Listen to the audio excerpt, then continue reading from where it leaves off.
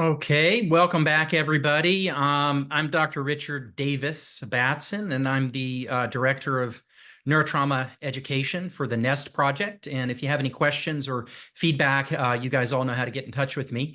We want to welcome back Dr. Gerard Gianoli for the second part of an introduction to post-traumatic dizziness and disequilibrium.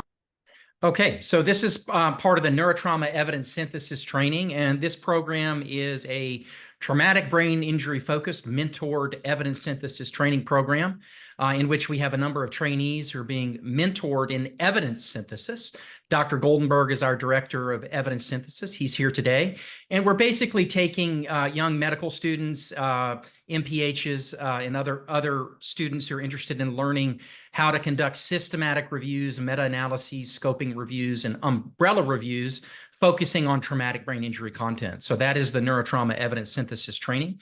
We are supported by the National Center for Complementary and Integrative Health of the National Institutes of Health, and we're funded by the Rand Reach Center. And as you guys all know, this content is solely the responsibility of the authors and does not necessarily represent the official views of the National Institutes of Health. Next slide. Also, disclaimer, this is for educational purposes only and should not be used as a basis for assessment, diagnosis, or treatment of a health problem, medical condition, or disease. And those of you who are seeking personal medical advice should consult with a licensed physician or other qualified healthcare provider. The images and the content in this presentation are exclusively utilized for teaching and educational purposes in accordance with fair use, and no contents of this presentation should be reproduced without written permission of the author, who is Dr. Gerard Gianoli. I want to do another brief introduction to Dr. Gianoli for those of you who were not here last week. And he's got quite the bio, so I'm going to use some notes to get through it. Dr. Gianoli is a specialist in neurootology and skull-base surgery. He completed his medical doctorate in 1986 from Tulane University School of Medicine. He went on to complete his fellowship in neurootology and skull-base surgery at the Michigan Ear Institute in 1995. He was formerly a full-time associate professor at Tulane Medical School until the year 2000, at which time he went into private practice. He is currently a clinical associate professor in the departments of otolaryngology and pediatrics at Tulane University School of Medicine. He has pioneered treatments in superior semicircular canal dehiscence and other vestibular disorders. He's also the editor of the definitive textbook on third mobile window syndrome of the inner ear, superior semicircular canal dehiscence, and associated disorders. He has over 80 peer-reviewed publications and has presented his research at more than 160 scientific meetings while serving on multiple editorial boards. He was the primary investigator for a NASA study that led to non-invasive intracranial pressure assessment to be used in the International Space Station. And he's currently in private practice at the Ear and Balance Institute in Covington, Louisiana. A warm welcome back to you, Dr. Gianoli, for part two. And please take it away. Thank you, Davis. I appreciate it. I'm happy to be back here and share with you guys my passion, which is inner ear disorders. And this is part two. So just a quick recap of last lecture. And the major points I wanted to get across to you guys. The first was that the inner ear was very fragile. And when you've got a brain concussion, you almost always have an inner ear concussion or some sort of damage to the inner ear. And I don't know if you all remember, I showed you this nice video showing a delicate surgical removal of a tumor from the motor cortex. And you can see this retraction of the brain. And it's very delicate, excellent surgical technique. But if you applied that much force to the inner ear, the patient's inner ear would be destroyed, basically. I also came across this I thought was kind of interesting to show to you guys periodically, usually around Valentine's Day. The local news stations will come out with this story about the kiss of death. And if you kiss someone's ear in the wrong way, you can actually cause them to be deaf or lose hearing. And there's a professor, Levi Reiter, who at Hofstra University, who collected a whole bunch of these cases. I think he's got 50 or so of people who have lost their hearing from a kiss. So the big warning from that was don't kiss your baby's ears. But it's just to show you how delicate the inner ear is. Then we talked about how the injury to the inner ears from head trauma is not controversial, and it's very well described in the literature. The first case being reported during the Franco-Prussian War in 1871 by Samuel Moose, and there's been multiple studies since then. We also talked about Harold Shuknick's study over at Harvard, where he taught cats how to do audiograms and then whacked them on the head and demonstrated that their hearing got worse afterwards, and did histology demonstrating the effects on the inner ear without a fracture. And then we talked about how the inner ear damage can be objectively measured and quantified. And in that section, we talked about all the different vestibular reflexes. And these are just, kind of like categories of reflexes. There's a lot of sub-reflexes underneath there, but just briefly, the vestibular colic reflex that causes a contraction in the muscles, and in people it usually manifests as discomfort in the neck muscles where they attach to the occiput. The vestibulospinal reflex, which can cause people to, in lower animals, it causes them to walk around in circles. In people, they tend to drift one side and have to keep correcting themselves, and they can lose their balance. The vestibular ocular reflex, which is the one that most people are familiar with, and it's that reflex to control the muscles of the eye in order to allow us to have stable vision when we move our head.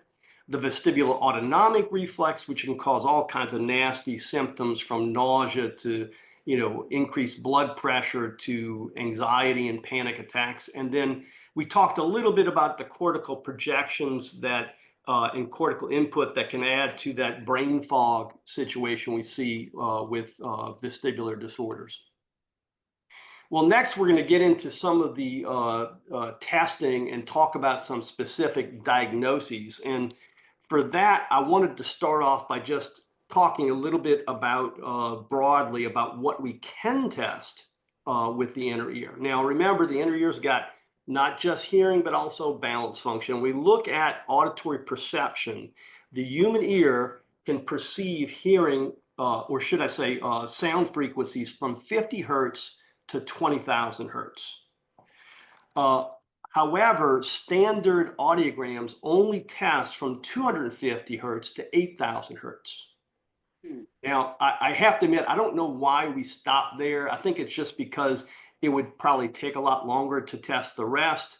This is where the traditional hearing test, but you've got way out here between 8,000 and 20,000, some additional hearing that we never test. And there is a means to test it. It's called extended high frequency audiometry. It's a little bit different, and not many places will do this. I would guess it's probably less than 1% of audiologists even have the means to be able to test this. But the importance of this is there can be damage to this portion of the hearing and completely normal hearing in the traditional range of hearing. And I'm interested in this in patients who have head trauma and who have tinnitus afterwards, and they've got normal hearing. And the conventional thought is, well, it can't be from the ear because their hearing's normal. But you haven't tested the entire spectrum of hearing, is my point. And very often, what you see in these folks is they'll have hearing loss in the extended high frequency range.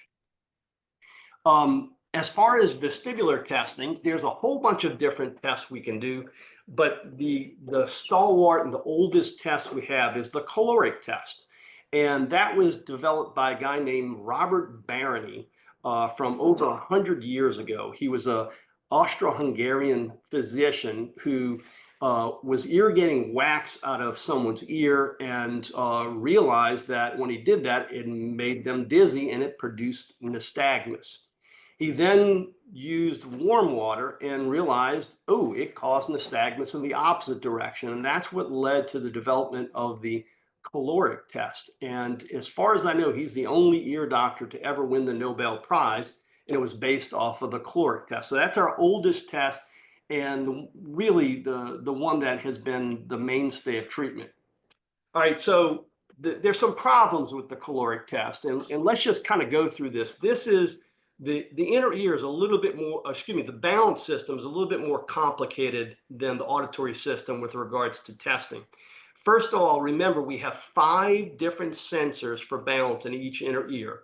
You've got the 3 semicircular canals, the horizontal, the posterior, and the anterior, also called the superior canal. We give it 2 names to confuse people who aren't in the field. Then there's the utricle and the saccule, which are our gravity sensors, okay?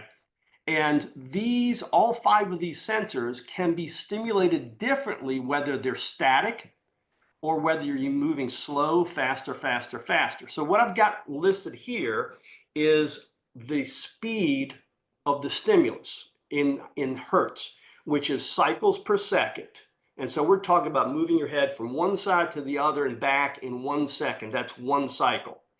Most head movements happen between 0.01 and maybe up to 4 hertz. That's most of your head movements. Of course, when you're still at 0. So the caloric test happens right there at 0.003 hertz. We're talking about so slow that nobody almost ever moves their head that slow. So it's kind of sub-physiologic. And one of the things that always was my pet peeve when I was teaching at Tulane is the resident would come back and tell me about the ENG test and say, oh, the caloric tests are normal, so that means there's nothing wrong with his inner ear. Well, obviously, you haven't tested any of these other 4 sensors, and you don't know what's happening in the high frequencies in the horizontal canal. So that's a bad statement. That's kind of like saying if their hearing is intact at 250 hertz, there's no way they can have high frequency hearing loss. So it just doesn't make any sense. Well, there are other tests to be able to test these other frequencies. There's the rotary chair test, and that one will get into those range of head movement speeds that are more physiologic. Downside to that, again, is it's just horizontal canal, and it also tests both of the canals at the same time, whereas the caloric test tests them independently. Then we had active head rotation testing, where the patient can shake their head, and we get from the speeds that the higher end speeds up the speeds that people generally don't move that fast, and generally, especially patients with inner ear problems. And again, you're testing both horizontal canals at the same time. And with the vertical that, you're testing both posterior and anterior canals together. So you have to kind of keep that in mind when you look at that test result. Then we've got posturography. Okay, posturography is a static test, and it's really, when we get on condition 5 of posturography, it's a test of our gravity sensors, specifically the saccule, but it's with no movement. You are being completely still. Then there are video head impulse testing. And that's where we have the patient looking at a dot and will move their head real fast in one direction or the other. And we can actually measure each individual semicircular canal separately. The problem is it's at about 100 hertz, which is way faster than what people would normally do. And then next, we've got vestibular evoked myogenic potentials. And this is a test of the gravity sensors, the utricle and the saccule, but it's done with sound at 500 hertz. And then you've also can do it at 4,000 hertz. Now, these are really nice tests because we're looking at sensors that we've not really had good testing for, but we're looking at them at these really, really high speeds.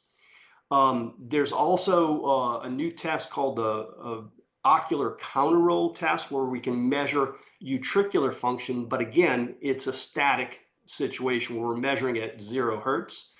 And then lastly, there's the subjective visual vertical we can do on a rotary chair. Almost nobody does it because it ruins your rotary chair, which is an expensive piece of equipment. And I can do it on my rotary chair, but I choose not to because I want to preserve the life of my rotary chair, which is a $150,000 piece of equipment. So as you can see, this is the red spots are where we can test inner ear function. And as you can see, there's big areas where we just have no ability to even test inner ear function. These are the ones that most of my colleagues are doing, and it's because they get paid for them. And if they get normal results on these, they say, oh, ear's normal, and that's it. Well, there's a bunch of other, besides function tests, there's other provocative tests we can do to look for some specific conditions. Everybody, I think, here is familiar with benign paroxysmal positional vertigo, and there's a variety of different provocative maneuvers you can do to look for positional vertigo. The most common one is the Dix-Hallpike test. Keep in mind the Dix-Hallpike test is specifically looking for posterior canal BPPV. It doesn't really look for horizontal canal or anterior canal. You sometimes can get a clue from the Hallpike test if they've got those other canals involved by the type of nystagmus they have. But if you want to look specifically for horizontal canal, there's a lateral roll test. There's an anterior canal test where you have the patient bringing their head forward, tilted to the side. The bow and lean test is used for horizontal canal BPPV. And in my practice, I use the Omniax, where I put the patient in a chair and I can turn in whatever direction I want to. Then there is endolymphatic hydrops, which, if you remember, is sort of a term used synonymously with Meniere's disease. And endolymphatic hydrops is the histologic finding you find in the ear in patients that have Meniere syndrome. But we can do electrocochleography to identify that. There also used to be a diuretic challenge to confirm endolymphatic hydrops. We would have patients who have low frequency upsloping hearing loss, test their hearing, then give them a diuretic, and 30 minutes later, we'd test again, and we'd see those low frequency hearing get better, and that was considered a positive challenge for endolymphatic hydrops. And then for third mobile window disorder, there's a whole host of tests we can do. As I mentioned, my colleagues are really just doing the VEMP testing, usually just the CVEMP, but there's several others that can be done to provoke it and see if they have it. That includes the platform pressure test. In that one, you have the patient standing on posturography on condition 5, where they are dependent on their inner ear for balance, and then you alter the pressure on the eardrum. And if it makes them off balance, that's considered a positive test. There's the VNG fistula test, where we put pressure in the ear and look for eye movements phase locked with the pressure. The Tullio's test, where we introduce sounds and look for nystagmus. The nasal and glottic valsalva test, and the VEMP test, as we mentioned. So I'm going to talk a little bit about some specific diagnoses, and these are just some of the more common ones. And probably the most common one of all is labyrinthine concussion. And the diagnosis for this is based on a typical history and findings of inner ear damage. Okay. And the typical history is immediate onset of vertigo and dizziness that slowly gets better. Immediate onset of hearing loss that may slowly get better and may actually go back to normal. Tinnitus, it does not require loss of consciousness. I know when I've said this before to folks, when I hear the word concussion, they assume, oh, it must be the patient had a brain concussion. No, you don't need a brain concussion to have a labyrinthine concussion. It's just basically a concussive force going through the inner ear causing some damage. As I mentioned, you get gradual resolution of the vertigo. It may get complicated by some secondary BPPV, in which case you'll get these little tiny short episodes of vertigo afterwards. There's variable improvement everywhere from complete resolution of symptoms to gradual improvement over the course of about 3 months. Typically, if it's just labyrinthine concussion and nothing else, you'll see the vertigo and dizziness resolve completely. The hearing loss and tinnitus may not. And as I mentioned, it's diagnosed by the appropriate history and demonstrating on testing that there has been some damage. BPPV, as we mentioned, the Dix-Hallpike test is the one looking for posterior canal BPPV, which is the most common one, and it's because it's the most dependent semicircular canal. The test, it can be done a variety of different ways, and how sensitive the test is done depends a whole lot how it's performed. In this netter drawing here, the physician is just simply looking at the patient's eyes. You'll get a better yield if you use Frenzel lenses, and an even better yield if you use infrared video goggles. It's best to actually look at the video and look for the eye movement as opposed to looking at the tracing of the VNG afterwards, because the bulk of the movement in a posterior canal BPPV is going to be a torsional movement, which does not show up on the tracings unless you specifically have torsional tracking on your VNG, which is not the conventional situation. Keep in mind, it doesn't test for horizontal or anterior canal BPPV. As I mentioned, I use the Epley Omniax, which Dr. Epley devised a number of years ago. I was on his advisory board for his company, and the study to get the FDA approval came through my office, and consequently, I have the second device ever produced. Long story short, the company eventually went bankrupt, but I still have a device, and I have an interesting case I'll show you. This is the computer screen you see when someone's on the device. Up top here is a little montage showing you where the semicircular canals are with the patient. Over here is, in the top right, is where the patient is, and of course you've got the infrared video demonstration of their eye. So this is going to be a left Hallpike exam. And it's very interesting in that it shows pretty good characteristics for posterior canal BPPV. It's not like one of these outrageous cases, but it's obviously there. Okay, so here we go. We're laying them back, and imagine the crystals are floating down. It takes 1, 2, 3, 4, 5, 6, 7 seconds before. So you got a 7-second delay before it hits. And as you can see, you've got this upbeat torsional nystagmus. And if you stopped right there, you say, oh, he's got posterior canal BPPV, that's it. But if you keep watching, watch what happens. It slowly turns into a horizontal nystagmus. So this patient also has an element of horizontal canal BPPV. And you may say, okay, well, he's got posterior and horizontal canal BPPV. But if you keep watching, he eventually gets, maybe I think I cut it off, but he eventually gets some downbeat torsional, which suggests he's also got anterior canal involvement as well.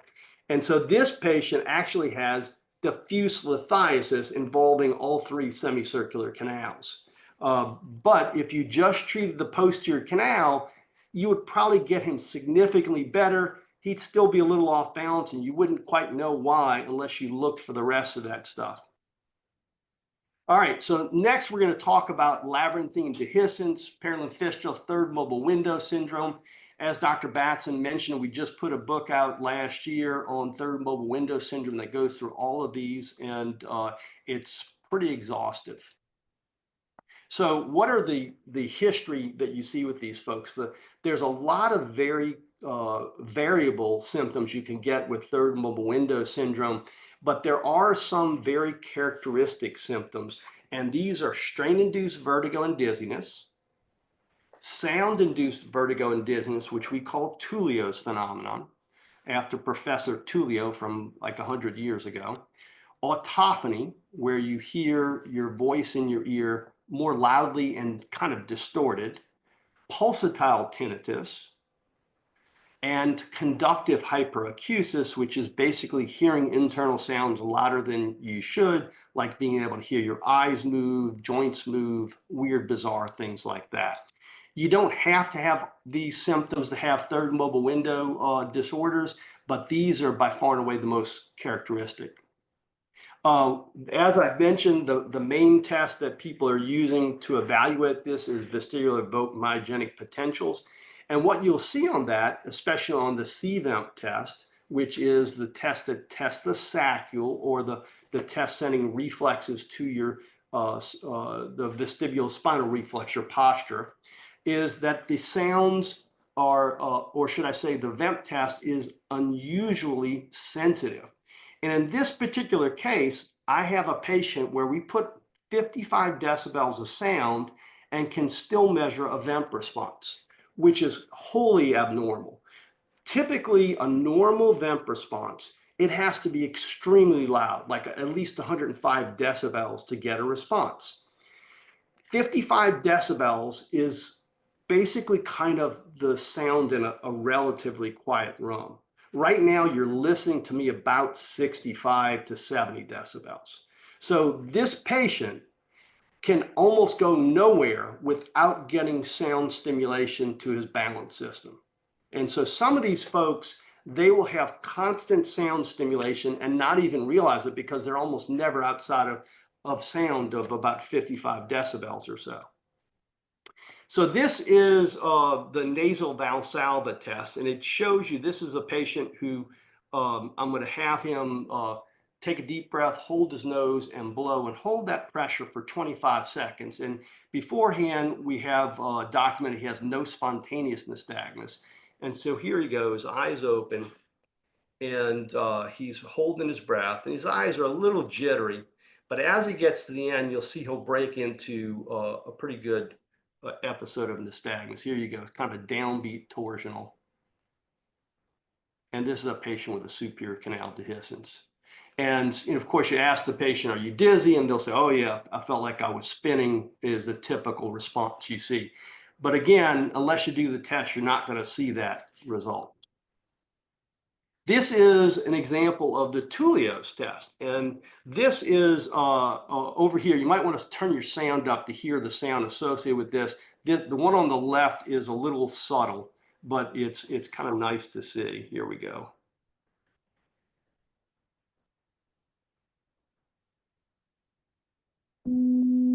See, it pushes the eye up into the left. I mean, up into the left. And you can see with the pulse tone, it kind of jumps around a little bit. Now, that will not show up on a VNG recording.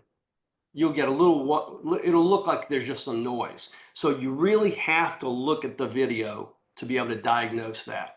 Now, the second one over here is a little more dramatic, and this one you probably would show up on a VNG.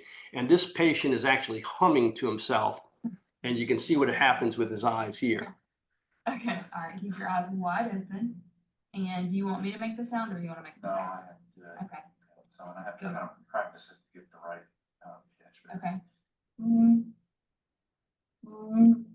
See his eyes kind of move up. Watch when he does a sustained hum.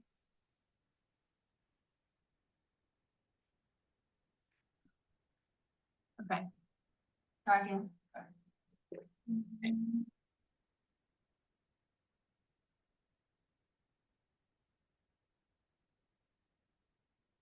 Try to hold that pitch. Sure.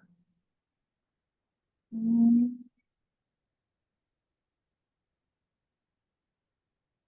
know, that last part would probably show up on a VNG, maybe not so much the first several. All right, so the other part of diagnosing a third mobile window syndrome, besides having appropriate history, diagnostic testing demonstrated a CT scan demonstrating an abnormality. And here we have a patient who has bilateral superior canal dehiscence, and we're looking at absence of bone over the top of the superior canal. Just to make things more confusing, there's a thing called a near dehiscence, where there is bone, but it's exceedingly thin. And we actually have kind of figured out what's the cutoff for how thin does it have to be for it to be significant, and it's 0.4 millimeters or less. And just to give you an idea, 0.4 millimeters is probably about the thickness of 2 sheets of printer paper. So we're talking about pretty thin. And bone, for you, those of you who've never been in the skull base, when bone gets that thin, it is like paper. It is flexible, and you can move it around with your little probe and all. So it's when you get it that thin, it can transmit pressure and can cause problems. Well, one of the things we figured out early on was there were patients who would show up with third mobile window syndrome have testing suggestive of it, but they didn't have superior canal dehiscence. And we've gradually found there's a whole bunch of other spots in the inner ear when you can have dehiscences. And this is out of our textbook, courtesy of a colleague of mine, Eugene Ionescu, who is sort of the third mobile window syndrome in Europe, guru for third mobile window syndrome in Europe. And he kind of detailed and put together a classification system for third mobile window syndrome, or disorders, I should say.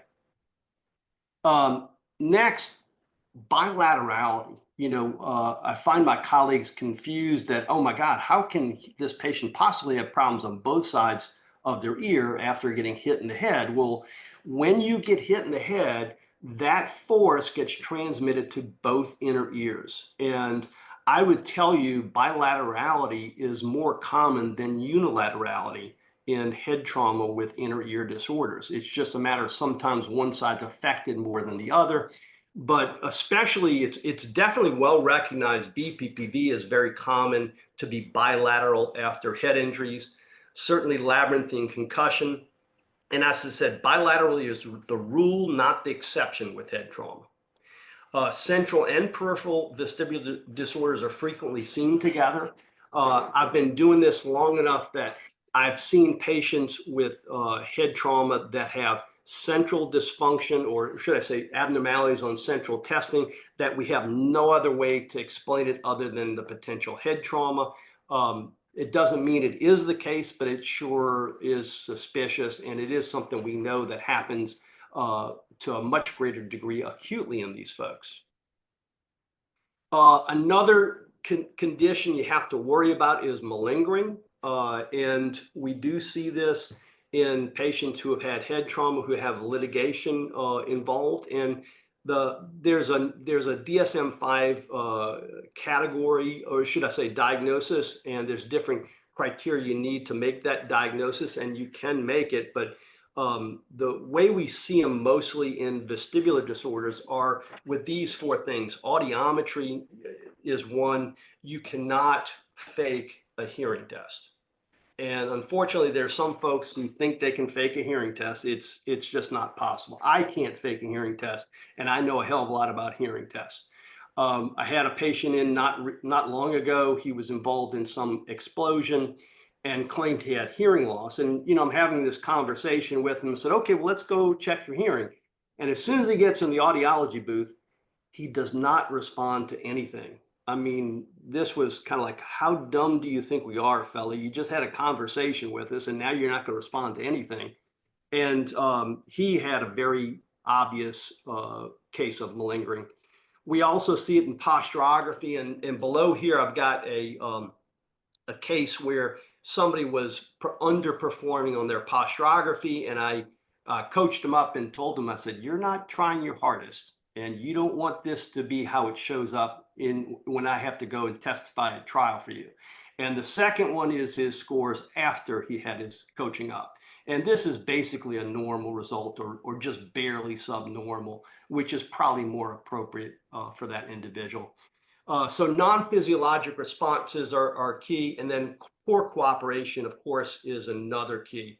And so we did a study a number of years back, and we kind of looked at how many patients had physiologic symptoms versus non-physiologic symptoms versus malingering. And we could kind of break the litigation group into three categories. You had about 1/4 or 25% where their symptoms fit exactly with the testing we found, or the quote unquote honest group or physiologic group. Then we had 25% where they gave us nothing but non-physiologic responses, and we could not find anything wrong with them, the quote unquote malingering group. The last group, which was 50%, is the biggest group. And in those cases, we found evidence of inner ear dysfunction, but there appeared to be exaggeration of their problem, as in, an enhancement or some enhancement of the testing. And if you look at that, you could say, well, 3/4 of these patients are malingering or exaggerating on their testing, or you could say 3/4 have a vestibular problem, and you'd be right in both cases. So next, the inner ear disorders are treatable. All of these disorders we're talking about have ways to treat them. And I'm going to go through for you guys my approach to these folks. And for somebody who is 3 weeks from a concussion or a head injury who's got some dizziness, really in my mind, I don't think you need to do anything. A hands-off approach is the usually the best way to go, assuming they don't have a problem like a severe hearing loss. And the best thing to do for these folks is rest. Don't do anything strenuous in case you develop one of these fistula or dehiscence problems. If you do anything strenuous, it's going to make it much worse and aggravate it. Offer supportive care, treat their nausea, IV fluids, what have you. And so really, and the reason for this is most will get better without doing anything more than that. This includes patients with labyrinthine concussion. You're going to see them significantly better in 3 weeks. They won't necessarily be completely fine, but they'll be better.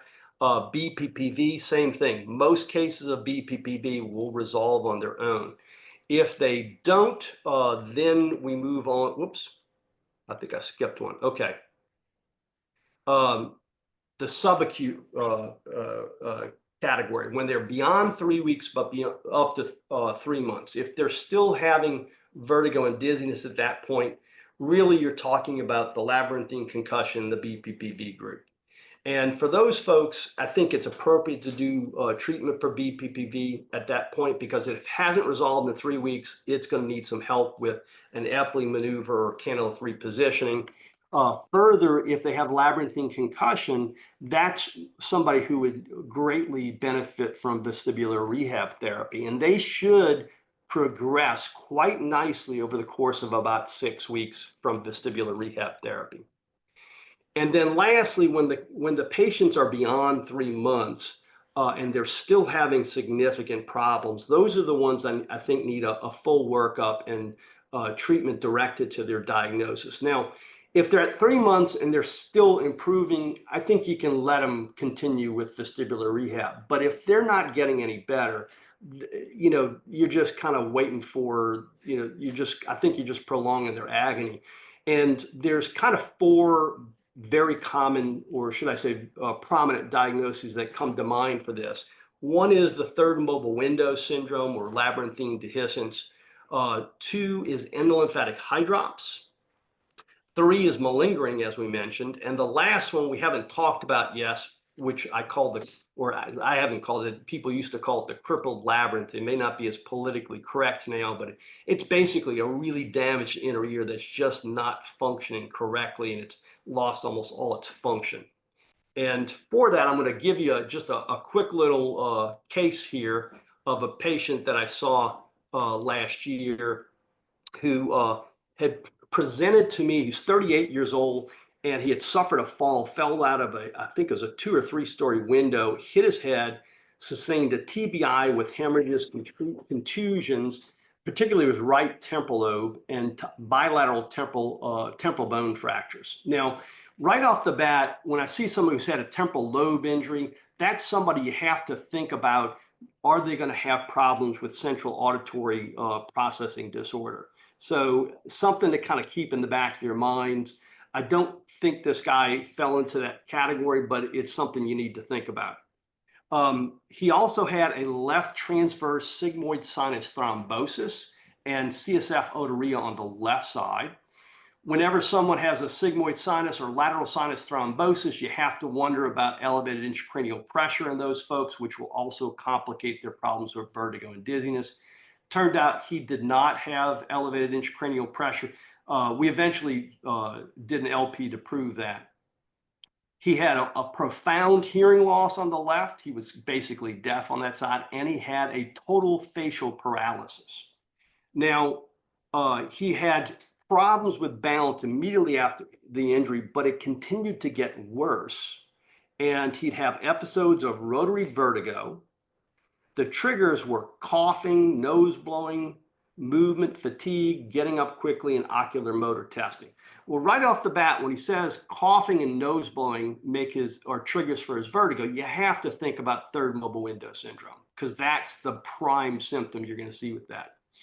Next, he talked about having this boat rocking sensation that he would have all the time, and that's suggestive of abnormal stimulation of his gravity sensors. Lastly, he had falls. And a lot of these falls, most of the falls, were without loss of consciousness. And these are drop attacks or otolithic crisis of Tumarkin. Whenever someone tells me they have drop attacks, the first thing, the differential is short. It's brain, the ear, or the cardiovascular system. If it's the brain, it's usually a seizure disorder, in which case they lose consciousness. If it's the cardiovascular system, it's usually due to arrhythmias or drop in blood pressure. Again, they'll lose consciousness. But with the ear, it's typically due to intense stimulation of the otoliths, and they don't lose consciousness. So the big distinction here is whether they lose consciousness or not. And the technical term for it is called the otolithic crisis of Tumarkin. And for me, this is very important because I get aggressive with these folks because this is a potential life-threatening problem. You can imagine if they're at the top of a flight of stairs and have one of these attacks, the next thing you know, they're falling down the stairs. So this is probably one of the more serious vestibular problems we deal with. This was his hearing test. His right ear was almost, it's all within normal limits. He's got a little roll off in the high frequencies, but that's pretty darn normal. Left side, no matter how much sound we put in, he could not respond to anything. This is the caloric test. He gets nice normal calorics on the right side.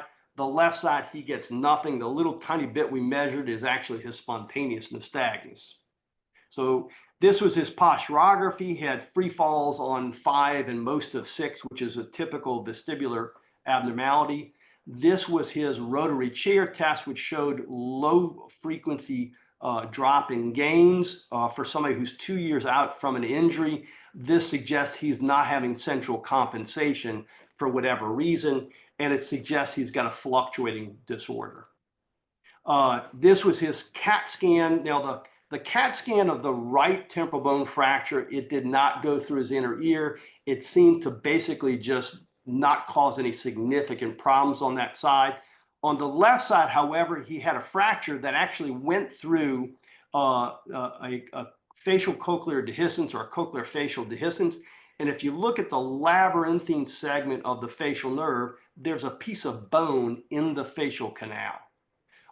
This is a coronal view showing the cochlea right here, and this is the facial nerve, and he's got a cochlear facial dehiscence. So he actually had a fracture through that line, and it caused a devastating loss of balance function and hearing function to where we really could barely measure any residual function in that ear.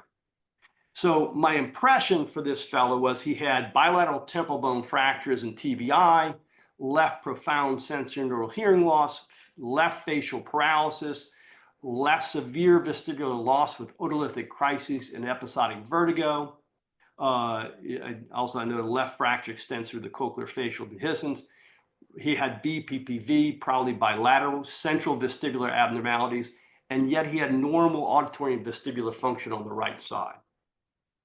So what do we do for treatment?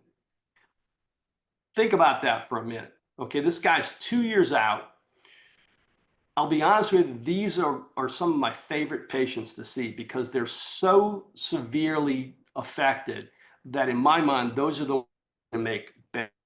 And the ideal way to treat this guy would be, number one, do a total removal of the last little bits of the inner ear on that left side.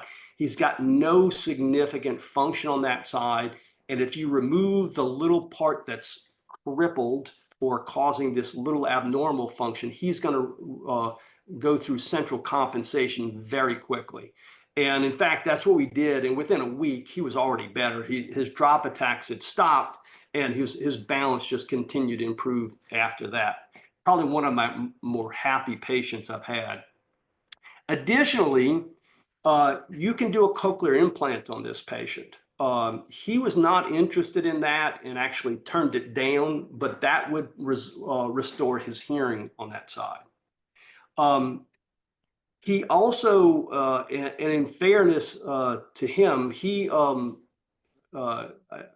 was kind of mismanaged. He went through the work comp system, which delayed things. He should have had a facial nerve repair certainly within a year, if not earlier. And if you had a CAT scan showing that piece of bone there, it should have been done within the first weeks of his injury, and he would have had a reasonably good facial nerve outcome. At this point, 2 years after the fact, the nerve's not going to come back to any great degree, and so what they're going to do is do a free graft to give him some animation to his face, which is going to be suboptimal compared to a direct facial nerve repair. And then lastly, after the labyrinthectomy, he needs vestibular rehab to help him his brain compensate. And like I said, I think we did his surgery back in I don't know, January or March, but he's done fabulous. So in summary, as I mentioned, when the brain is concussed, the inner ear is almost always concussed. These injuries are well described in the literature, and their existence is not controversial. The inner ear damage can be objectively measured and quantified. You just have to do the test to identify it. Objective identification requires appropriate testing, and inner ear damage is treatable. Oh, wait, I forgot. I have one more section to this talk. It's why is it misdiagnosed? Well, first of all, there's really not many doctors that really even are specialized in this. As I mentioned, neurotology, there's less than 350 board certified neurotologists, and this is our specialty. Among neurology, there's less than 100 otoneurologists who are interested in inner ear vestibular disorders. So there's not a lot of folks. There's, like less than 450 in the US. It gets worse though. Most doctors, including neurology and general ENT, do not have the training or expertise to appropriately evaluate these patients. Neurologists have a financial disincentive to evaluate these patients because insurance companies pay so poorly. They'd much rather spend time taking care of chronic ear disease or even just taking wax out of people's ears. Most neurologists don't have the equipment for the evaluation. And again, it goes back to the financial aspects of the insurance companies don't pay very well for any of these tests we've just talked about. The symptoms can be vague. The symptoms can often be inappropriately attributed to the brain. And then lastly, there's a thing called vestibular agnosia that I think we spoke about last time, where the patients have vestibular disorders and yet they don't realize that their balance is bad and they're falling all over the place. And so that's basically it for my talk. I have someone had asked about a resource for vestibular disorders last time, and I pulled up, this is a textbook on diagnosis and treatment of vestibular disorders put together by some colleagues of mine at Michigan Ear. And I wrote one of the chapters for this. And we put this book out maybe about 8-9 years ago, but it's getting ready for an update. And I just got an email the other day saying, hey, your chapter is due by December 1. So keep in mind, this is going to be coming out soon, but I think it's a good source for just general vestibular disorders, starting off with anatomy, physiology, and going through the more common disorders, and should be coming out next year. And that's what I got for you guys. Fantastic, Dr. Gianoli. Thank you again. I want to open it up for question and answer now. So if you guys want to do the little hand raise thing or just jump in. I'm going to start with a couple of questions, Dr. Gianoli, and then I think we're going to hopefully have quite a few. Two things I want to clarify. First of all, the underdiagnosis, you mentioned this last week, and this is something that you and I are very familiar with, the underdiagnosis of peripheral vestibular disorders, even within the field of neurotology, and even when they go to the vestibular lab. Why is it, and we're having this happen in Washington, where they come back and they tell us, oh, it's central only, and then we send them to you, and there's clear vestibular problems, including anatomical dehiscences on temporal bone CT. So tell us a little bit more about the problem of underdiagnosis of peripheral vestibulopathies. Well, I think it stems from a couple of things we just mentioned. One, there's a financial disincentive to even make the diagnosis because they don't get paid much to do it. My situation is a little different, that I dropped out of the third-party payment system in 2005. So I actually charge cash, and I don't deal with the insurance companies. We give the patients a HCFA form so that they can get reimbursed from their insurance company. So we charge a price that we know we're not going to lose money on the testing, and that's why we can continue to do these tests. But you know, it's interesting when you look at, I had a case recently, and this was a patient who was initially seen at a very famous, dare I say, one of the most famous research medical institutions in the Northeast, who was seen after head trauma. He was dizzy. They kind of said, we don't know, must be brain, or well, I'm not sure. And then he actually had a CT scan done. He gets eventually sent down to me, and I look at the CT scan, and it was an inadequate CT scan. So we did an appropriate CT scan. He had an obvious superior canal dehiscence. I did testing to demonstrate that it was physiologically present. Third, he had the history of Tullio's phenomena, strain-induced dizziness, the kind of classic symptoms you see with it. He then gets sent back to that famous institute, and they reluctantly say, "Oh yeah, oh it's there, but oh it's nothing. It's, you know, it's like huge embarrassment that they didn't get it." And it's mainly because they didn't do the appropriate test for on the CT scan. And two, they didn't do but one of the tests we talked about on demonstrating that there's some reactivity from straining or sounds or that sort of thing. And again, it goes back to, it's not that they can't do it, it's because the financial disincentive is there. If you're working for a hospital corporation, you can only do the test that they'll allow you to do. Got it. Couple things you mentioned there: temporal bone CT scan, internal auditory canal. Not all temporal bone CTs are created equal. Can you differentiate that for us? Yeah, so there's a couple of things with that. One is it's got to be a bone algorithm. You have to look at the bone. You can't do a soft tissue. And it's got to be very thin slice, because if, for example, a head CT, you're going to get one or two slices of the ear. It's going to be all compressed together, and you're not going to be able to see anything worthwhile on a head CT. So you need very thin slices, and ideally 0.6 millimeters or less. The imaging unit near me, I've got them to where they do the 0.6 millimeter slices, but they overlap them to the point where they format images that come out as 0.125 millimeter slices. And in general, the thinner it is, the more of the inner ear architecture you can see, and the better you can identify some of these more subtle dehiscences. The last is you got to get them at different angles. And one of the kind of the Hollywood shot of a superior canal dehiscence is this thing called the partial view, where they get the view where you can see the whole superior canal. And it's a nice, pretty one, especially if you can show a dehiscence. Problem is, it's not the best way to identify it from a clinical standpoint. Your best way is to turn around the other way and do slices of the tube. And a lot of my colleagues think, oh, if it's not on the partial view, it can't be there. And that's just total nonsense. Gotcha. Okay. A lot to talk about on CT scans. Maybe that's another mini lecture for those of us interested in radiology. Got a couple more questions, Dr. Gianoli. We want to talk a little bit more broadly about vestibular treatment. I believe last week or 2 weeks ago, you mentioned vestibular therapy, or PT, medical management, including pharmaceutical therapy, and then surgical interventions. Can you talk more broadly about the types of vestibular treatments, and I think you briefly mentioned when to think about the different type of treatments as well, just to review that. So, you know, just in general, the best way to think of vestibular disorders is two big categories: fixed and fluctuating. Okay. Fixed lesions, think of someone who had labyrinthine concussion. They had damage, the damage has stopped, and it's stable. Okay. That's a condition where the brain will adjust to that pretty well. And the vestibular exercises, they're basically vestibular exercises, kind of eye-head coordination exercise to help the brain, expedite the brain to adjust to that lesion. Okay.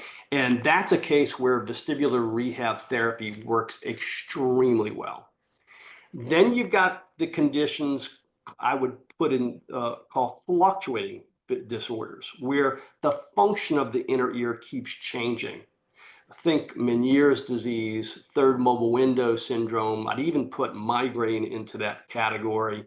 But the function keeps changing. And in those cases, the brain will not adjust to that until you've stabilized it. And in those cases, that's where the either medical or surgical therapy, the goal is not to restore the function, but to stabilize it to where then you've converted them to a fixed lesion, and then they will respond to vestibular rehab therapy.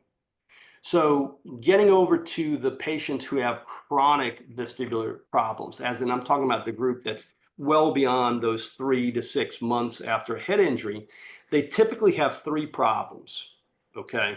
They have an uncompensated vestibular loss, meaning they've done damage to the ear and it's not adjusted. 2, they've got BPPV.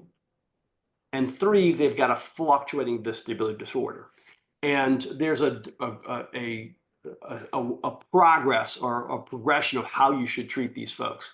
First, everybody's initial response is, oh, let's send them to PT to take care of the uncompensated vestibular loss. Well, the problem is if you don't fix the fluctuating disorder, you can do physical therapy for the next 10 years and they're still going to be dizzy. And I've seen patients like that. So you have to fix the fluctuating disorder first. If you don't fix the fluctuating disorder, you're going to continue to have an uncompensated vestibulopathy and you're going to continue to get intermittent BPPV. So first you fix the fluctuating disorder, then you fix the BPPV, then you do the vestibular rehab. And it works extremely well that way. As far as medical treatment for the fluctuating vestibular disorders, it depends on what the fluctuating disorder is. But the most common one we see after head trauma in these chronic folks is the third mobile window disorder. And it's kind of 4 things we do. One is we look at whatever medical problems that patient has that will cause some increased pressure in their head, whether it's hypothyroidism or obstructive sleep apnea or anything that will cause some surges in pressure in their head. Or for that matter, too, if they've got frank increase in intracranial pressure, that needs to be addressed before anything else, too. Second is restricted activities. So when these folks strain, they will send a pressure wave up to their head, straight through that third mobile window defect and cause more damage to their inner ear. So a period of time where we restrict their activities where they're not doing anything strenuous. And I've got a detailed list of things that they need to avoid doing. Third is diet. I have them avoid salt. Of course, wherever salt goes, it drags in more fluid, more pressure. I have some folks who are extremely sensitive to salt. Caffeine, avoidance of caffeine. And then third, which is a little more individual, avoidance of migraine triggers. And that kind of does the same thing. And then the last thing is medical therapy, and it's geared toward lowering the intracranial pressure. You can use carbonic anhydrase inhibitors or diuretics for that. My favorite drug for this is acetazolamide. It's not the only one you can use, but I like it because it works so well in lowering intracranial pressure. And that's the medical therapy. Now, if you have someone who does not respond to medical therapy, then we're talking about surgery. For surgery, there's a couple of different approaches. Like I said, first, if they haven't gotten their CSF pressure down to a reasonable level, I'll send them to a neurosurgeon for a VP shunt. Fortunately, that's very few patients fall into that category. But assuming their intracranial pressure is a reasonably lower level, look at repairs. We can put bone over areas that are missing bone. That's kind of a more direct approach. Some people actually will plug the semicircular canal for the same sort of idea. Then a more lesser approach, we can do reinforcement of the round and oval windows, which is probably the least invasive surgical approach. It's done through the ear, and we just basically reinforce those windows, and that makes a significant improvement in these folks, especially for the vestibular disorders. The last one I would throw out there is something called interlymphatic sac decompression. And that's done through a mastoid approach. We just basically do a mastoidectomy like we do for little kids with mastoiditis. And then we take bone off of the drainage sac, which kind of reduces pressure to the inner ear and acts as sort of a safety valve, if you would, or a pressure release valve for the inner ear. And that's helpful in some cases. And that's the majority of the treatment for these folks. Thank you, Dr. Gianoli. Some clarification. We had a question about brain MRI and obviously different than CT scan in terms of its resolution around the bone. But just to clarify that the gold standard is going to be temporal bone CT and not brain MRI. Right. I always get, I was going to say, I always get an MRI scan as well if it hasn't been done. And for a few reasons. One, to make sure that there's not some other disorder like a tumor cyst pressing on the vestibular nerve. I also look for Chiari malformations because you can see Chiaris induced by head trauma. And then another big one I look for is, and this is something that is another problem that's kind of flying under the radar, is elevated intracranial pressure. And you can't see pressure on an MRI scan, but you can see some findings that are suggestive of elevated pressure. Dilation of the optic nerve sheets, empty sella, Chiari's one, compression of the lateral ventricles, compression of the lateral venous sinuses are some of the things you can do.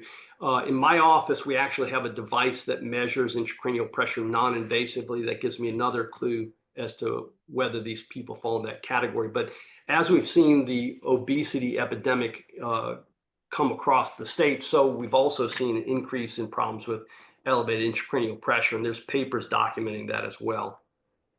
Yeah, and I would highlight also for the group and Dr. Gianoli, even if you're ordering locally a temporal bone CT scan, we've had cases, again, not all temporal bone CT scan protocols are created equal. Not all radiologists have the same experience. Not all neurotologists have the same experience. So really the clinical acumen of the ground level clinician is key, because you may get a temporal bone CT locally and they say there's nothing wrong. But the clinical picture suggests otherwise. And we've had cases like that we've sent down to Dr. Gianoli, and running his CT protocol, he's actually found lesions. So the radiology is secondary to the clinical acumen. So don't assume if you just order a local temporal bone CT scan IAC study and it says no problem, normal, unremarkable, that it necessarily is, if the patient continues to be symptomatic, suggestive, again, as Dr. Gianoli's mentioned, fluctuating lesions and so forth. Okay, Dr. Richard Adler asking a little bit more specific question around the intracranial, non-invasive intracranial pressure measurement. You consulted for NASA. It's a pretty interesting story. Yeah, I have a device it's got several different names. Some people call it the Marchbanks device. I think Robert Marchbanks is the guy who invented it. He calls it the cochlear cerebral fluid analyzer. I call it the tympanic membrane displacement analyzer. But it's basically a way of measuring intracranial pressure through the ear. And it's based on measuring the movement of the eardrum based on the acoustic reflex response. And there's a couple of requirements for that. You need to have a normal acoustic reflex at 1,000 hertz and reasonably normal hearing at 1,000 hertz and a normal middle ear, which in my practice, which is patients with all kinds of ear pathology, that limits the number that it's really accurate on. But in the ones that fulfill that criteria, it actually is probably about 80% accurate or so. There's only 5 I know of in the US. The first group to get it was NASA, because they wanted to use this to measure intracranial pressure on the astronauts in space. We were the second group to get it. Dartmouth University was a third. The fourth one, believe it or not, was obtained by NASA because they forgot they got the first one. But don't worry, it's just $30,000 of your tax dollars, not a big drop in the bucket. And the reason I know this is because a number of years ago, I got a call from one of the guys over at NASA saying, "Hey, Gianoli, we hear you've got a Marchbanks device." And so, yeah. And can you tell us how many patients have you tested? And at the time, it was well over 1,000 patients. And they're like, wow. And as I understand, you've also done some spinal taps to correlate the intracranial pressure. And I said, yeah. And I said, how many of those? And it was probably 400 or 500 at the time. And his response was, wow, can we mine your database? And I'm like, sure, but you guys got it before me. How many have y'all done? Oh, about 20.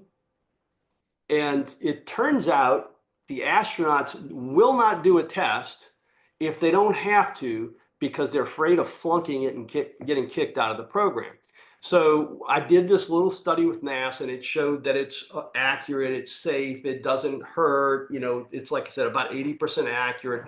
And it then led to the approval of the 5th device, which is a very compact, small device that is actually currently on the International Space Station.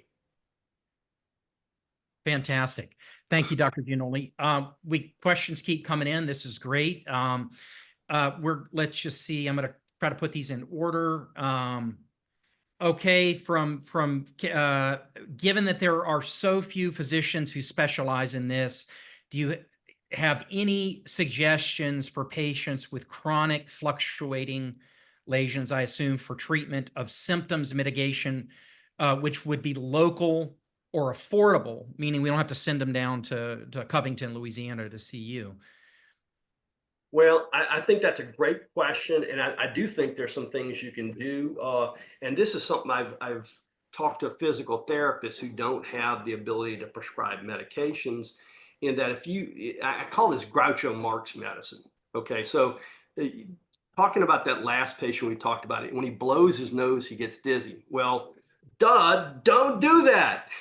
You know, I know a lot of you guys probably aren't old enough to remember Groucho Marx, but he was a comedian from like the 1930s, and he had a skit where he was a doctor, and the patient comes and says, "Doc, it hurts when I do this," and he said, "Well, don't do that." So that's my Groucho Marx medicine. So first of all, you know, having them avoid straining heavy physical activity, and especially nose blowing, where you can double intracranial pressure. Some folks, you do that and they don't need anything else, especially if they're, you know, like milder cases. Two, the diet is something that anybody can do. Avoidance of salt, caffeine, and migraine triggers are certainly things you can do. And then for the patients that need something more than that, you can even give them a trial of a diuretic or like I said, acetazolamide. There's a little bit more to that than you can imagine, but you can do that empirically. I don't like to do it until I've done my testing, because I find once you do these things, you're going to affect the test results. And so I like to see the patients virgin, without any testing, without any treatment, so I can see what is the pathology. And then after that, I can be a lot more certain as to what we need to do to make these folks better. But if I treated them beforehand, then brought them in, and some of those tests that were glaringly abnormal before or not. As a matter of fact, that's one of the ways that kind of help figure out what's going on with these folks. I'll treat them and then bring them back if they're still having trouble, and I'll repeat some of the tests. And what we should see is those tests revert to normal, a number of them. Perfect. Thank you, Dr. Gianoli. And then I've got a question from one of our vestibular therapists. Before you go on, one other thing I was going to mention. Sure, go ahead. Another thing that that these folks that you can do that's very simple, especially if they've got Tullio's phenomenon, and even if they don't have Tullio's phenomenon, it's worth a trial of noise canceling headphones. Okay, and I don't mean just headphones or earplugs, because when you put an earplug in your ear, and we're talking about those folks that have Tullio's phenomenon, sound-induced dizziness, you put an earplug in your ear, it's very effective at reducing the effects of high frequency sound over 1,000 hertz. Problem is, most of the vestibular effects come from those less than 1,000 hertz, like 500. And that's why we do our testing at 500 hertz. And that's the beauty of the noise canceling headphones. It actually puts out a sound that will cancel out the low frequencies. And even in some folks that don't know they have Tullio's phenomenon, just a trial of putting the headphones on, some of those will tell you, oh my gosh, my balance is better. And they don't know why. Frankly, I have a number of patients show up in the office, they already figured that out. and they're just looking for a way to get rid of the headphones. So that's another pretty simple thing you can do. This is regarding autonomic dysfunction. Let me see if I can find the question. How do you best manage or refer a patient you suspect to have the subcategory of autonomic dysfunction? And I want to add something in, Dr. Gianoli. I know last week you talked about primary autonomic dysfunction versus autonomic dysfunction second to impairment of the vestibular autonomic reflex. So that's the context, I think, of the question. Go ahead, Dr. Yeah, that's a great question, and I would say I don't from the standpoint of treating their vestibular disorder, I don't treat them any differently. But I think of them from the standpoint if they've got nausea. Well, yeah, I'm going to give them anti-nausea medicine too. If they're having significant autonomic stimulation that's causing them anxiety and panic attacks, well, I'm going to treat that as well. And typically, what I do is I'll start them off on an SSRI like Lexapro, and I may give them a handful of a benzodiazepine for the first couple of weeks just to get them through the first couple of weeks, because the SSRIs, it takes 6 weeks for them to really kick in, but they're great at blunting that autonomic stimulation. And if I have someone who's got a severe vestibular disorder causing a lot of anxiety and panic, once I get them on an SSRI, I tell them, do not stop that for at least a year. And the reason for that is even if I snapped my fingers and made their inner ear problem perfect, their brain still has to go through central compensation. And during that year, as they're going through central compensation, they're still going to get into little tiny abnormal vestibular stimulation that can kick off a panic attack. And so a very common thing I've seen in the past is I'll treat somebody, they're 6 months out and they're like, oh, I'm perfect. I don't need these medicines anymore. And they'll stop their Lexapro. And then they'll get one little, twist of something and boom, they're off into anxiety land again. And, the story I tell them is, look, you're not supposed to stop until a year. And some need it even longer than that, but you need to keep it until you've gone through central compensation. Dr. Gianoli, not everyone was here last week. I think this, you covered the 4 reflexes, one of which is the vestibular autonomic reflex. And if you could talk a little bit more about that, and I want to give some context. I mean, before I got a little bit more educated in vestibular medicine, we would refer to one of our dysautonomia neurologists here locally. They would go through autonomic testing. They do tilt table testing. They'd come back with a POTS diagnosis, and there's no referral to neuroautology. We send them to you and find out they've got damage to the vestibular autonomic reflex, and this is really a secondary dysautonomia to the vestibular damage. So can you talk about? So I mean, I guess my question for you is primary dysautonomia a diagnosis of exclusion that requires sending them to neuroautology to rule out impairment to the vestibular autonomic reflex, essentially?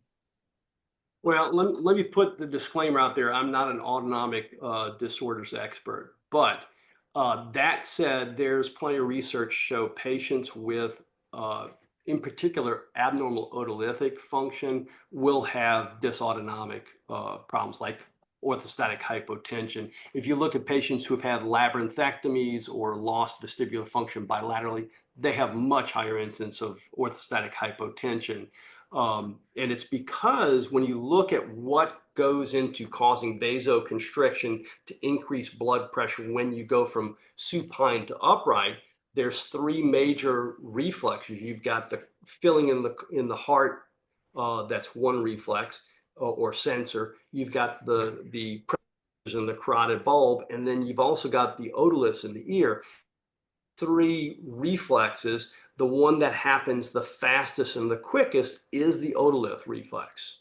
But it's something that until recently, no one's really been able to evaluate. And that's why I think it gets completely ignored so much, because they don't even think about the ear being an issue, but it is part of what we see causing problems with dysautonomia.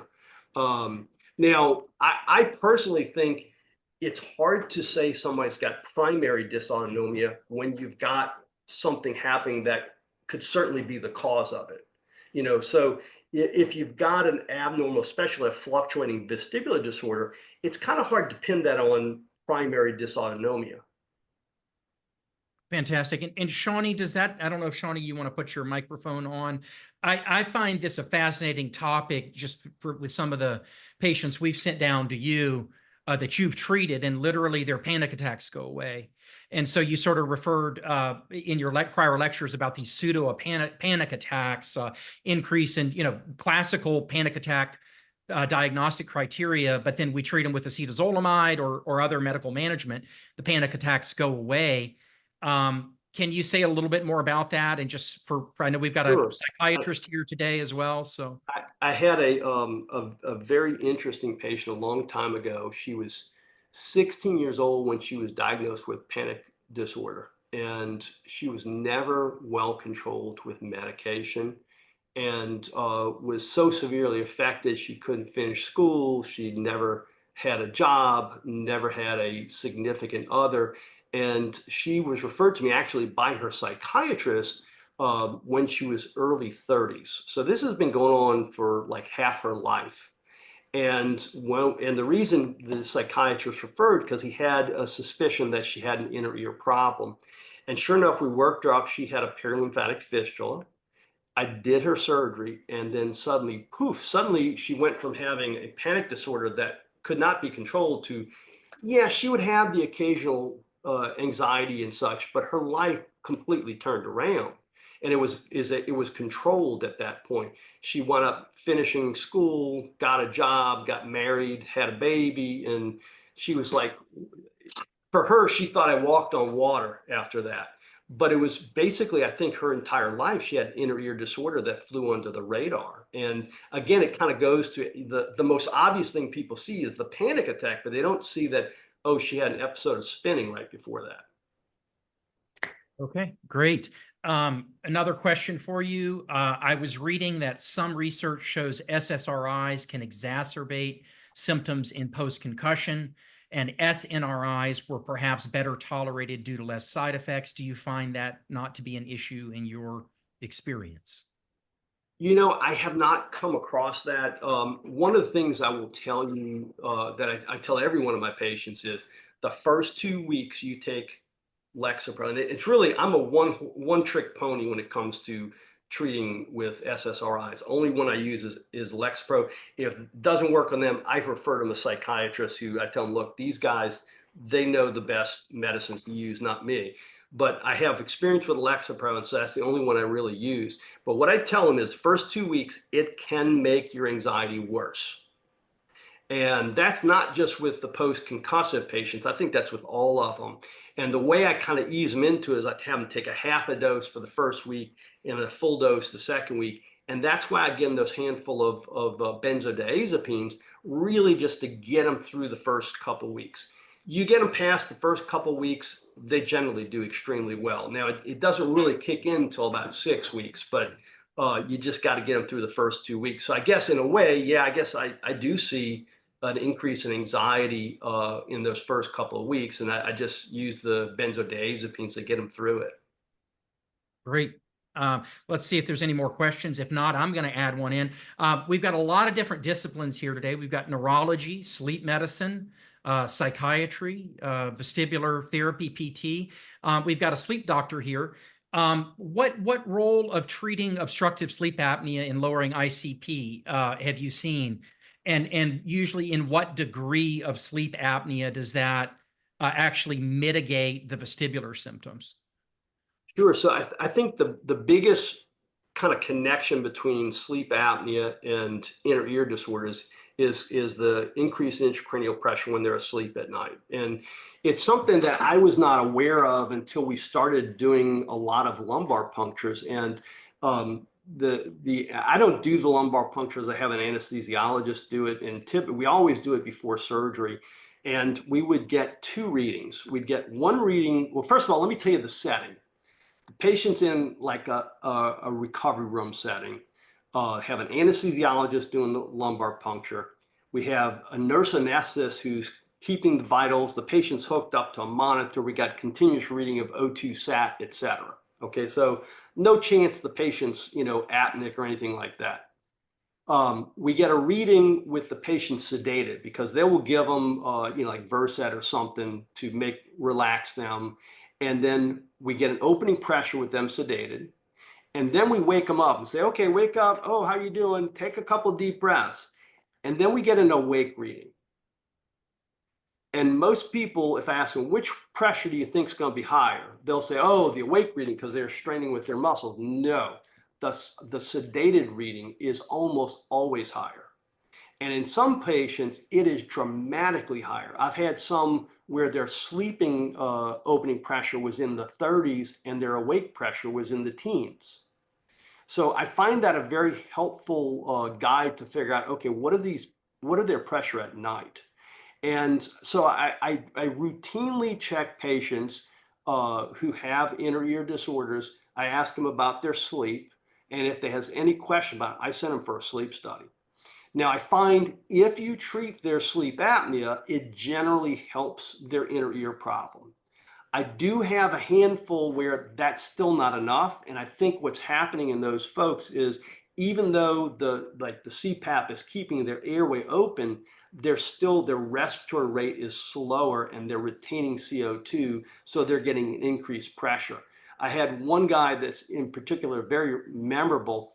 He had gone deaf on one side, was losing his hearing on the other side, and he had sleep apnea. He was being treated with CPAP. I would go in, and he was one of these ones where we'd get the sedated pressure. He'd be up in the 30s. Awake pressure, he'd be in the teens. So he was quote unquote normal when he's awake. And eventually, and every time we would do a lumbar puncture, we'd drain off CSF and his hearing would come back up. And after doing this 4 or 5 times and treating with acetazolamide, et cetera, I eventually said, no, you need a shunt. So I sent him, first of all, it took me about 5 neurosurgeons before I could get one to agree to do a shunt on this guy because he had normal pressures, right? And so there's this one fella that I've got a good relationship with him and he trusts me, and he did a shunt and poof, the guy's hearing's been fabulous ever since. And I think it's just in his case, even though he was being treated with CPAP, his respiratory rate was still too slow that he would retain CO2 and the pressure would go up. Fantastic. Thank you, Dr. Gianoli. We've been about an hour and a half, so we're going to be wrapping it up. I'd like a few people to turn on their mics. Dr. Gianoli, I can't thank you enough for 2 weeks ago and today. We're going to want to invite you back. I think you're incredibly popular, just fantastic learning for all of us. Could we get some feedback from the group on if Dr. Gianoli was to grace us with another lecture, what you guys would like to hear about to refine what we've learned about so far? Can I get some feedback from the group? I'll chime in. Yeah, Dr. Majeka, welcome. Yeah. From time to time, we have patients who are not able to sustain sleep because of tinnitus. And so it would be a really interesting topic. All right, you can kind of split up tinnitus into 2 categories, central and peripheral. Okay, peripheral meaning something is actively going on in the inner ear provoking the sound. Think like in third mobile window syndrome, you're getting these pulse waves from the CSF that's causing a pulsatile sound. Central tinnitus is very analogous to phantom limb syndrome. And it's, if you think of someone who's had their leg amputated and they say they can still feel their toes, obviously their toes aren't there. It's the part of the brain that senses the toe that's kind of activating up. Well, the same thing happens for hearing. If someone's got hearing loss at 10,000 hertz or 20,000 hertz or whatever, there's a part of the brain that senses that frequency. And if it's not getting stimulated, it activates up. And that's central tinnitus. And that's probably the most common sort of tinnitus.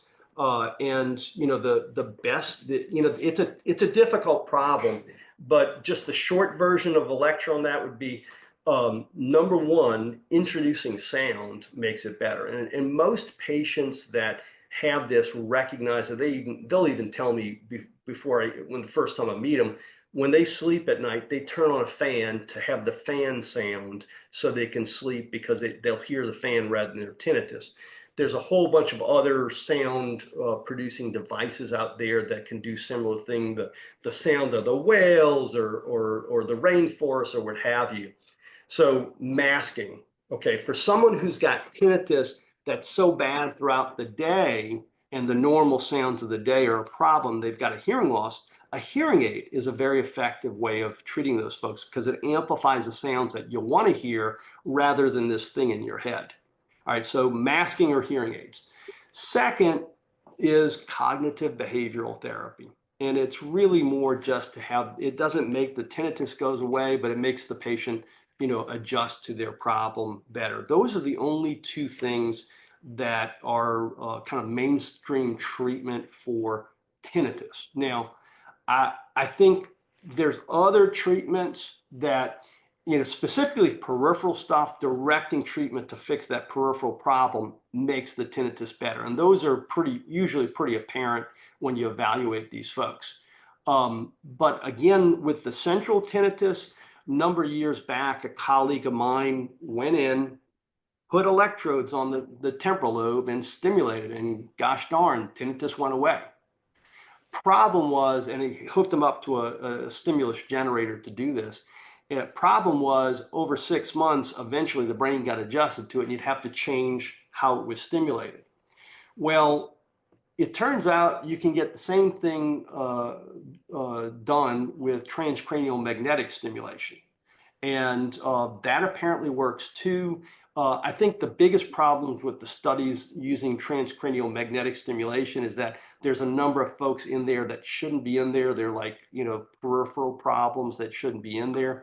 But they've got reasonably good results with TMS. And again, it lasts 6 months or so. So that's something to consider in the future at some point. Fantastic. I think that wraps up questions. We got one more question. Hi, so I would like to hear more about just the tips and tricks that you've sprinkled throughout this lecture, like wearing the noise canceling headphones. And I think that also I would be interested in some sort of flow chart evaluation. People at a certain point, I'm going to maybe refer them to someone else, but I want to be able to give them a roadmap for if you go to the next level and it doesn't get resolved, well, here's the next level, here's the next level. And, maybe eventually all roads lead to New Orleans. I don't know. But Yeah, you're going to be doing some primary care. I think it's important for those that are sort of in the primary care setting or they're doing general brain injury medicine to learn more, to figure sort of how to triage and make clinical decision makings about referrals and realizing when maybe things are not happening with their local providers at a level where they're getting the care that they need. So that's great, Laura. We can try to design that at some point if Dr. Gianoli is willing. Anyone else? I think that's probably it today. Good. Well, thank you everybody for joining in. If you have other questions, feel free to email me and I'll pass them on to Dr. Gianoli. Thank you again, Dr. Gianoli, for your time today. My pleasure. All right. Thanks again. We'll see everybody soon, and you guys will get messages on the next upcoming lectures in your emails. Thanks again, everybody. Bye, guys.